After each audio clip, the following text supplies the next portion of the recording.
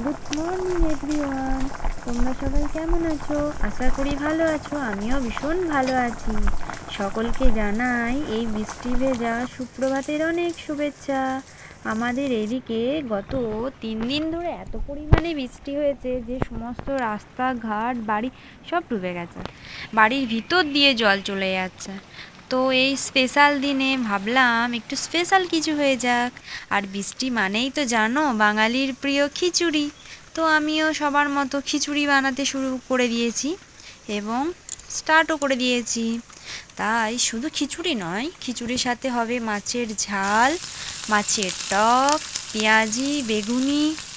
তাই মাছের ঝালের জন্য আমি বসিয়ে দিয়েছি মশলা।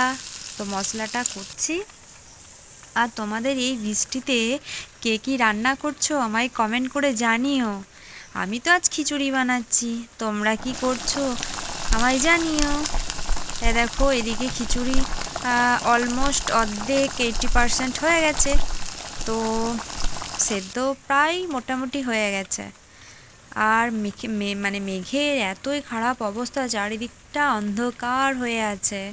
এখন বেলা 9:30 মতো বাজছে, কিন্তু তাও বৃষ্টি কমেইনি।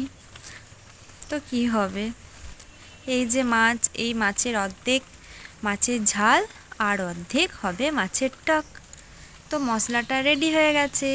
তো আমি এরপর মাছগুলো ছেড়ে দিলাম। তো মাছের ঝালটা হতে থাক আর আমি একটু গল্প করি তোমাদের সাথে। তোমাদের কার কার বর্ষাকাল প্রিয় এবং বৃষ্টি প্রিয় আমায় জানিও। দেখো আমাদের খিচুড়ি রেডি। আর তোমাদের মেনুগুলো দেখিয়ে দিই, যে মাছের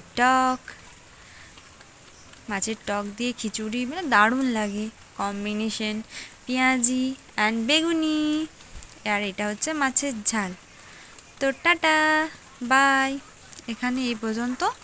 আবার আসবো নেক্সট কোনো ভিডিও নিয়ে। ততক্ষণ বাই বাই।